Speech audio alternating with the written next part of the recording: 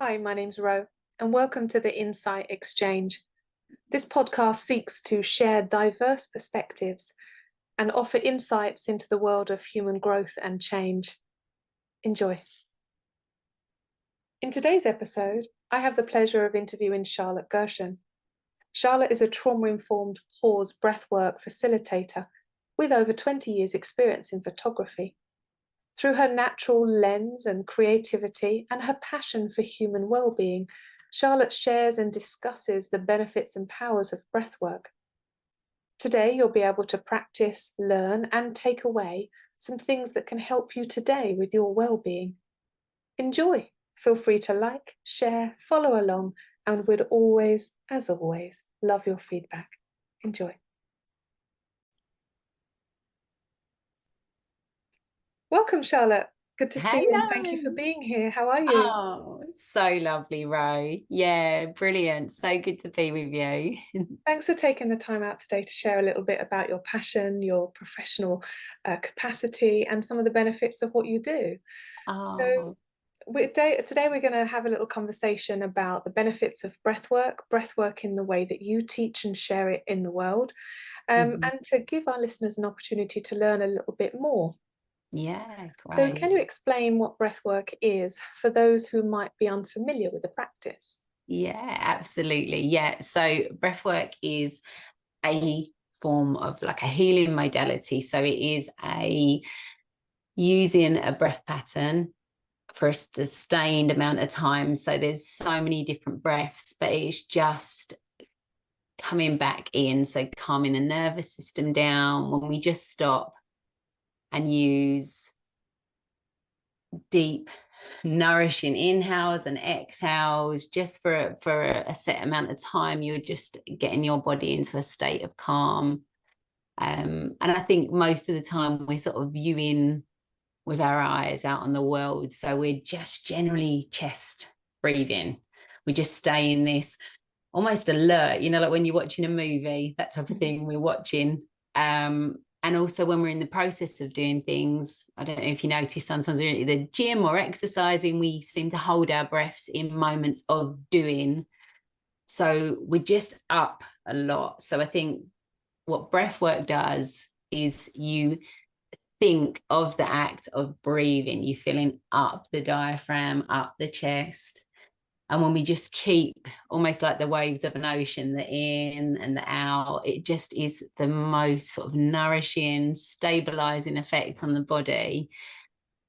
And there are so many different breaths, so many different breaths, and so many different outcomes, if you like, of what you can, where you can go. And just dropping out of this, really, because we're just Mm, always in here thinking.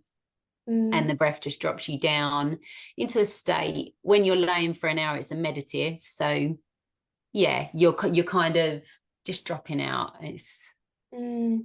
And it's really interesting because certainly over the lockdown period, there was the launching and the exposure to all sorts of holistic and well-being practices, including breathwork. yeah. And I've seen some interesting demonstrations of breathwork fairly recently. And I'm just wondering, can you explain the differences in the types of breathwork that are out there? Yeah. So yeah, I'm with you, Ro. I keep constantly seeing on my Instagram and my Facebook, any of the platforms, there's a lot of advertising around breathwork. Um,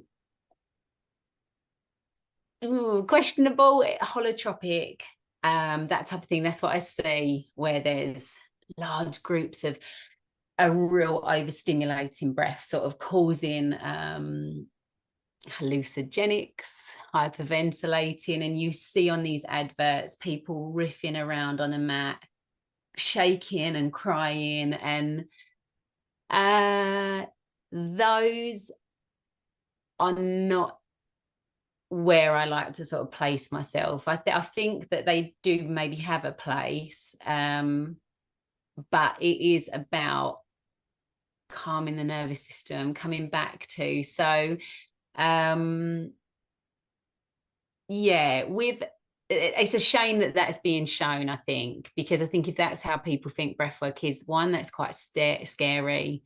if there is any form of trauma, you're just almost going to re-traumatize. And they're quick results, but I'm not sure they get to the the kind of all-encompassing, just nice journey. It's just a quick, fast. Yeah. And so your approach and your breathwork practice that you teach your clients and groups, describe more about that particular experience for them. Yeah, definitely. So they are cue number one, my breather, and I am cue number two. So I think, again, from young ages, we're taught to listen, be good, do as you're told. And it's almost trying to break that. So I like my breathers to know that that hour or that hour and a half is your time. It's your, I don't want to do that. That doesn't feel right. So it's kind of just a guide in a loving space. So whatever's going to come up, every part of your humanness is welcome. If there's tears, fears, if there's tears of joy, whatever comes up, that you're safe. But if a breath pattern is feeling too much, if it's getting you into a state of, we just drop that out, it's constantly coming back to, what do I need? What's going to help me? Sometimes emotions can come up and they're too heavy. So like, we need to stop. You want to move. You're laying there and you've got an itch. If you're laying there and your back's hurting, that you do not lay there. You are cue number one. So I just like my breathers to understand that we just keep on reinforcing what I want, what I need. And it's just constantly almost retraining the brain to be like, okay, I'm going to listen to myself. You're in control. You do that. And again, sometimes when breathers have these beautiful movements or they come out of something at the other end, they done that. You done that. You just stopped and took the time. I guided you, but that was you, you know, and it's just so nice to kind of keep showing people what they're capable of. So I noticed you referenced people as breathers.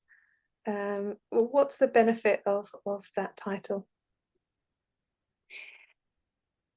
I think there's so many benefits. I just, like I say, I think we walk around in a state of just breathing all the time. And I know we spoke before in Rowan, I get quite a lot of people say, but I breathe all the time. Why would I need to breathe?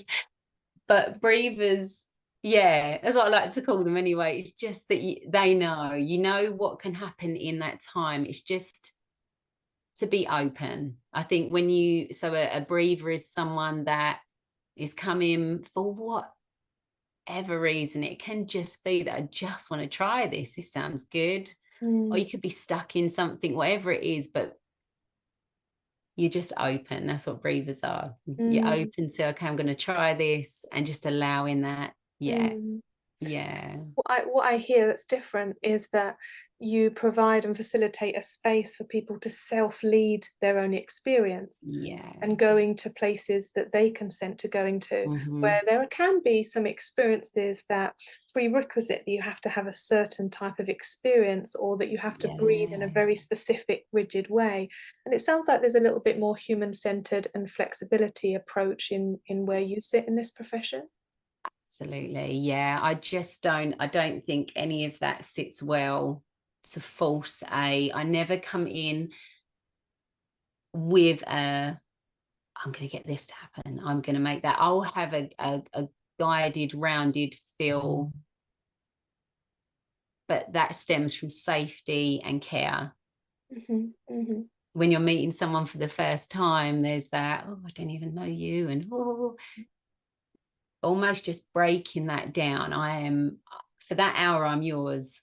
I'm here for you. You don't have to be worried and just by constantly coming back to that, you are in control. It sounds like there's a big portion of the way you work that is trauma informed. Tell me more about that. Yes, yeah, absolutely. And that is all that, because if you're pushing someone, if I go back to like a holotropics, if you suffer with panic attacks, if you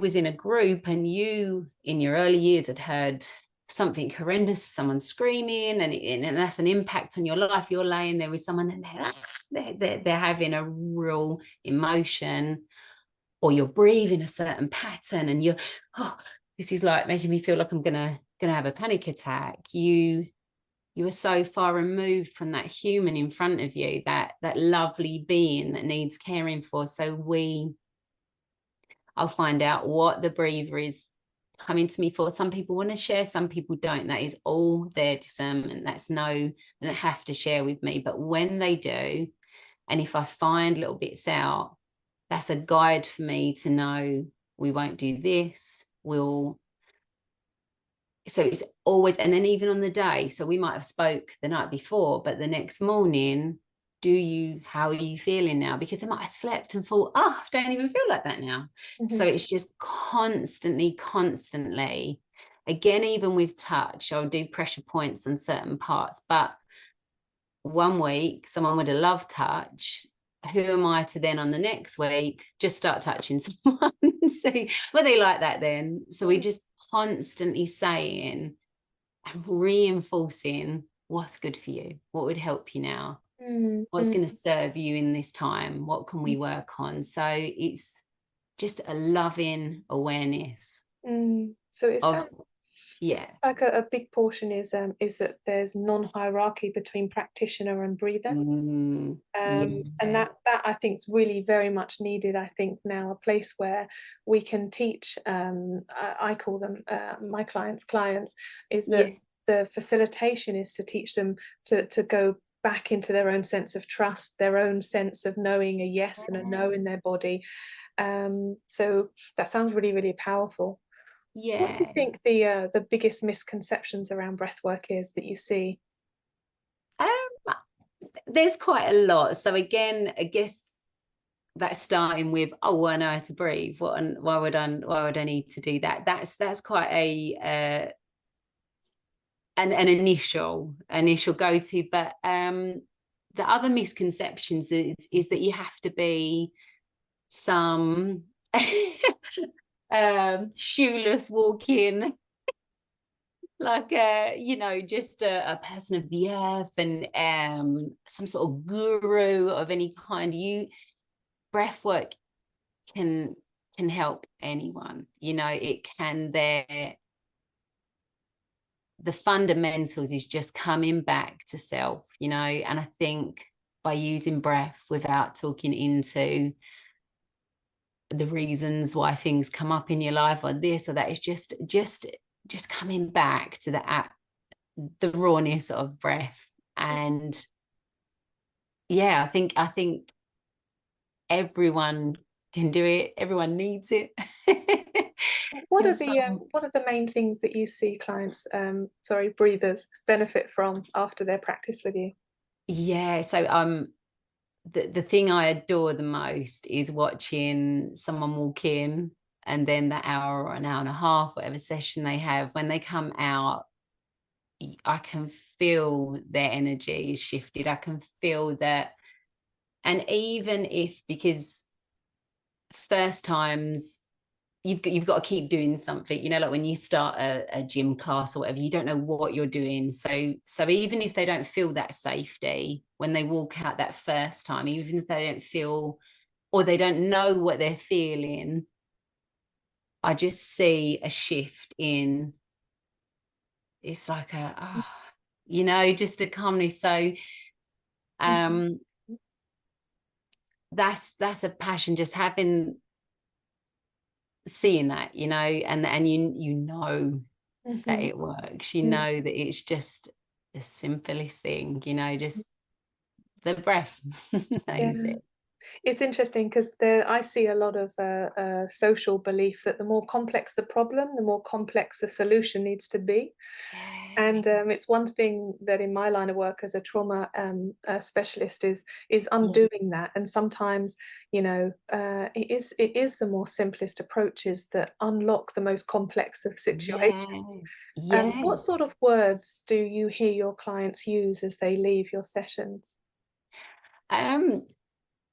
It's lovely without going into any sort of detail or pinpointing anyone. It's just I love, it's a wow. It is a general, you lay there and you're coming back into the room, and then there's almost like a finding the words. I notice that quite a lot, because I think just there's never a time when we stop. And I think, how would I describe, because I know that feeling when I first started doing the breath. Mm-hmm. But it is like a wow, there's just a general, I don't know what, and where did I go? Mm. I just, Mm-hmm.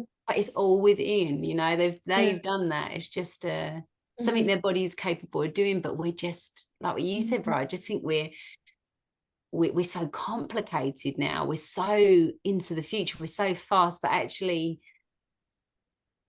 yeah, this is ancient, and it's just coming back to Mm, mm, mm, our raw humanness. mm, mm. Yeah. And it's wonderful, isn't it? Because I think in 2023, 300 billion downloads of health apps was recorded. And I think, Wow. wow, like that identifies the need for some sort Yeah. of reconnection with practices that are financially accessible, Yeah. inclusive with all the diversity of our society, and maintainable and sustainable. And Yeah. it's good to see now. And one of the reasons why this podcast is called the Insight Exchange is to take the elitism out of some of these practices, is that you don't have to spend thousands and thousands and thousands to be able to embody it today, to create Mhm. change today, to help impact your well-being today. And Absolutely. that gets me really curious about, was there any pivotal moments for you that really solidified your belief in this type of breath work? Yeah. Yeah. Oh, it was like a bang. Being that the breath work is such Mm, a lovely journey. Each is individual. It's that titration. It's that finding safety in your system. But I think I went into breath work with a lot of naivety. So I had no idea that I would go on a journey firstly. So I thought, oh, this is I just always knew there was more, that I mhm, wanted to do more. And then when I found breath work, having never done breath work, mhm, apart from the odd, I love him, but the odd Wim Hof mhm, on a YouTube video, I just thought, I just want to help people. This is what, and then when we found out what was going to work on ourselves, it was like, oh. mhm, mhm, mhm, And that for me was ginormous, because I just think I'm everything that I'm talking about. I was just walking forward the whole time, walking forward, walking forward. I'm fine. I'm fine. Everything's fine. I'm fine. I'm a really happy person. Everything's fine. mhm, And that first breath session was the whack, was I don't mind sharing at all, but just I don't cry, or at least I didn't cry all the time now. But I did not cry. And that was from a trauma of a child. Just hold it in. mhm, Gotta be brave, gotta be strong, look mm, out for others. So the whack for me on that first session was just one word, mhm, one word. No, it wasn't one word, it was one small sentence that my breath coach said to me, and I sobbed.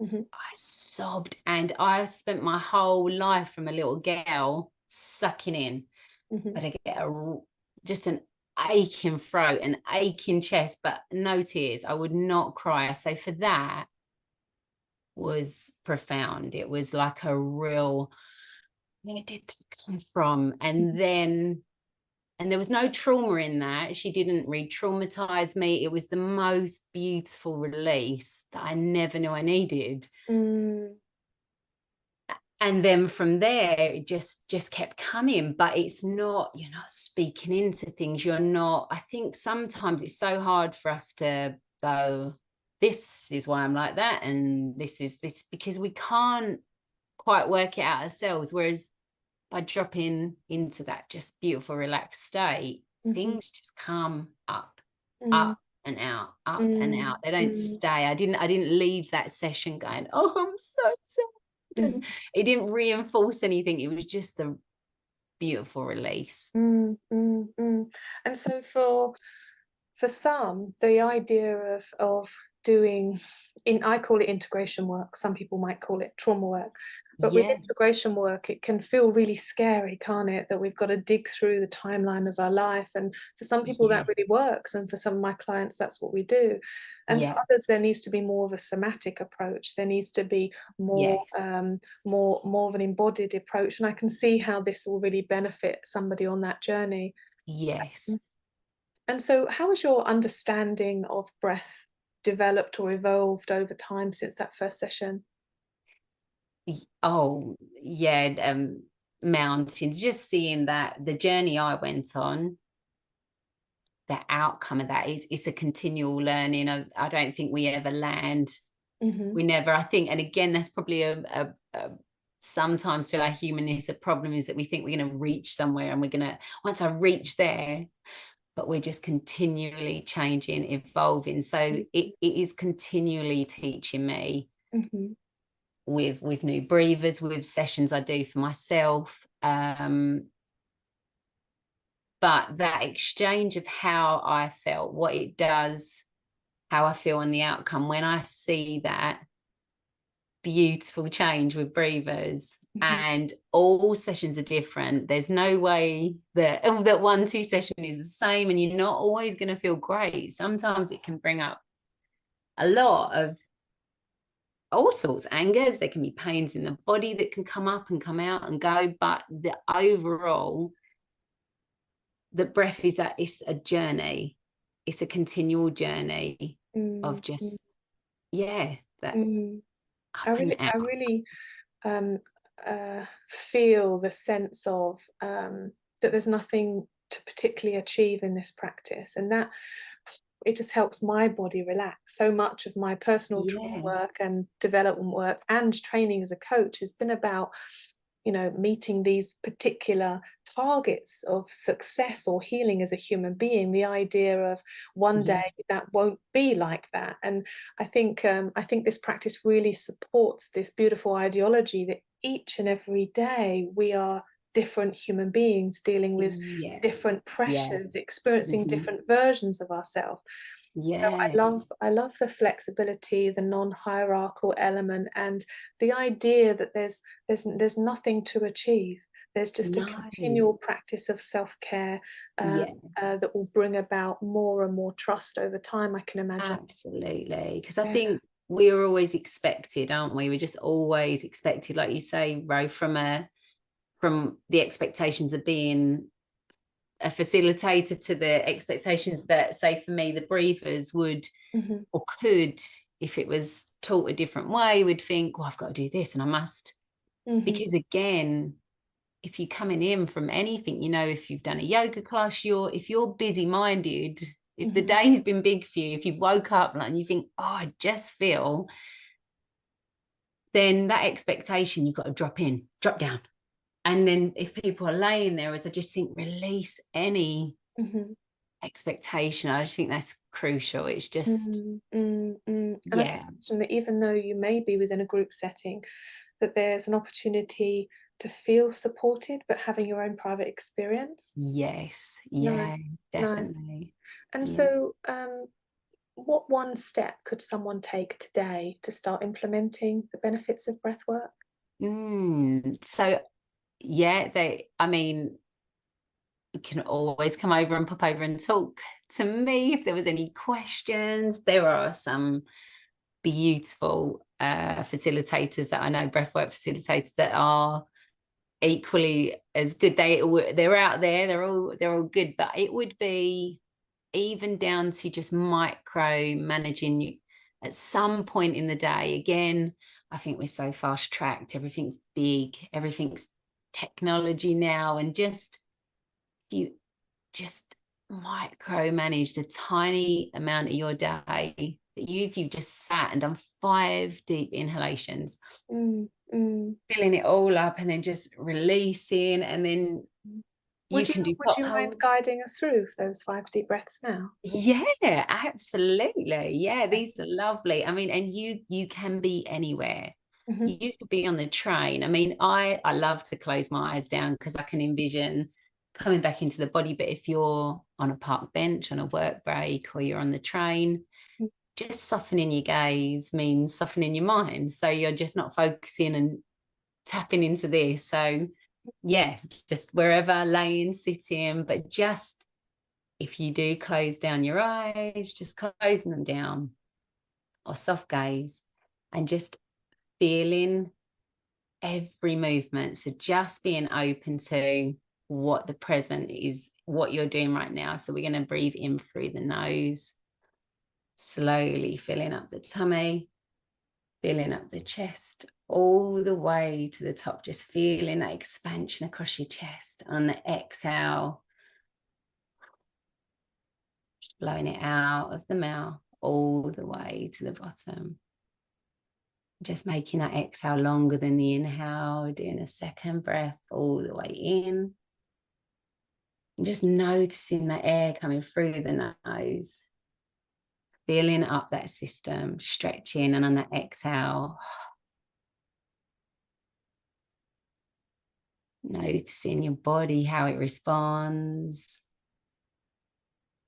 Just feeling your body on that next full one, breathing in.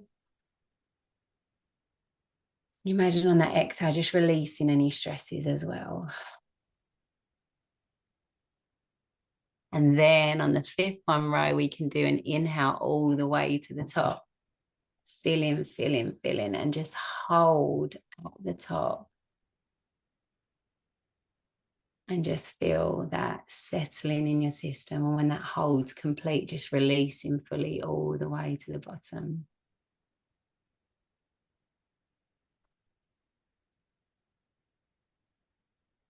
And just in your own time, opening your eyes, or if you're soft gazing, focusing back in. Mm, And I there's needed that. just, I needed that. There is something so lovely about being facilitated. yeah, Um, seen as and well. Yeah. yeah, yeah, and something so wonderful about just feeling connected to somebody. Mm, And it feels like, even just in those 5 breaths from you, it feels like I'm getting input. Even though I'm guiding my breath, it feels yeah. like there's input, there's a holding. And Yeah. uh, Yeah. especially those of us that are women in business, there can be a lot of holding for other people. Oh, So yes. I It's, really, really appreciate that. And oh, even just those couple of breaths yeah. And feel then you more in just, touch. and then if after that you just notice, you're like, oh, okay. So Mm, it feels, and they're great, like a top hold. If someone was going to micro, just bring in a little bit of breath in, not sure about stepping into their big sessions, and they're not big, they're yours, but I know it can be daunting, kind of putting that first step forward, and I'm going to put myself first, I'm going to do something for me. But a top hold is so good if you are feeling just down. You might come out of a meeting and it was just I hated that. You might have been traveling for hours and you just feel bleh. Top yes. hold is so lovely at just bringing you back Mm, up. mm, And in mm, the same one, which we didn't do, was a bottom hold. So you might skip the top hold if you're feeling real anxious. Your mm, nerves are just really on edge.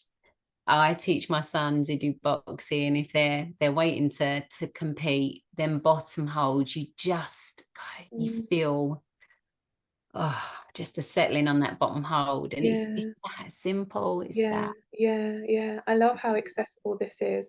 Mm, And I know from working as a specialty field with people with anxiety or experiencing anxiety, is that going from feeling anxious, activated, stressed and tired, the Yeah. idea of doing a whole breathwork session, it just feels repellent, like you might as well ask them to do Yeah. a marathon. And so Yes. I love how you can just pull this into a couple of minutes in the day Mm. and Yeah. help build a bit of momentum so that Yeah. maybe a slightly more intense session can happen later. Uh, Absolutely. Yeah. I really Because, appreciate that. oh, yeah. So if people want to get in touch with you and start this process and or Mhm. learn more, how do they do that? Yeah, I mean, I've got I'm on Facebook, so it's Breathwork Therapy with Charlotte on Facebook and Instagram. Mhm, I've got my website, which is breathworkwithcharlotte.co.uk. mhm, Or you can email me at justbreathewithme .77 at gmail.com. So any of those ways, mm, mm. yeah, just reach out, even if it's just Oh, answering questions. I'm so happy to chat and great. I think yeah. it's always really helpful to, yeah, kind of have a chat with the person that you want to facilitate you. Share a little bit about what you need. Yeah. As there's so many services out there that aren't inclusive, it's important to find out services that are, and your service sounds inclusive. It is Yeah. trauma informed, you're professionally trained, your Mhm. experience and your intentions and business values really come through in this conversation. So thank you. Oh, Um, thank I'll you, I'll Ro. put your details and contact details on the podcast information. Yeah. And I I'm so pleased that I'm able to introduce people to your work because I know the power of it Oh, directly. So I'm delighted to have the opportunity. Um, oh, it's amazing, Ro. One question I ask all my guests, it can Yeah, be a yeah. rather big question, but what one thing do you think humanity needs? Okay. I think some self-love. I Mm, think coming back to self. I think that we so get that confused with being selfish. Um, I think we give so much of ourselves to everyone and everything around us. And as we grow from little ones all the way up, those things get bigger. We've got work commitments, we've got family commitments, friends commitment. We get into so much, but we give, give, give, give, give. And I think acts of self, sometimes people just get them miscombobulated with selfishness, mhm, when in actual fact, self-love, self-awareness, by working on you, you are going to be a better version for everyone else. So it's like the polar opposite of what I just give myself. I just give, give, give, give, give. I give, I go, I go, I go. They need me, they need me. I need to keep doing this at work. I did it. You just empty. So I think coming back to self-awareness is what humanity need. We would all work better. We'd be charged up to give our time properly. mhm, mm, mm. Yeah, just functioning. Nice, nice. Yeah. Oh, I feel like I've learned so much more about breath work from your perspective, and I certainly am going to put that Oh, more into practice now because there has been times where I've been a bit dynamic with the practice, and I think nowadays I think a little bit more of a gentler approach I think is needed. So thank you for that. yeah. That helped Oh, me re-remember that, and I hope today yeah. has been a good opportunity for our listeners to learn a little bit more Oh, yeah. and try a new approach. Try an approach Mm, that is easier, simpler, gentler, more enjoyable. Um, yeah. so thank you for Oh, it. I honestly, appreciate it my so much. pleasure, Rose. So Uh, lovely to see you. I'd love to have you on again, and maybe we can tempt you to do a longer session of Yeah, demonstration I'd with us love at some point. to. I'd love to Oh, anytime. oh, Yeah. amazing. Well, thank you again, and thank you for everyone listening. I'll put all of Charlotte's details down. Do get in touch with her. She's let me know that there's going to be all sorts of free consultations. So this month is a great month to start practice that will be really, really Yeah. beneficial to you. So Charlotte, thank you very much. Oh, Appreciate your time, and thank you for being you, and your influence will forever be powerful to me. So thank you, Ro. bye. Bye.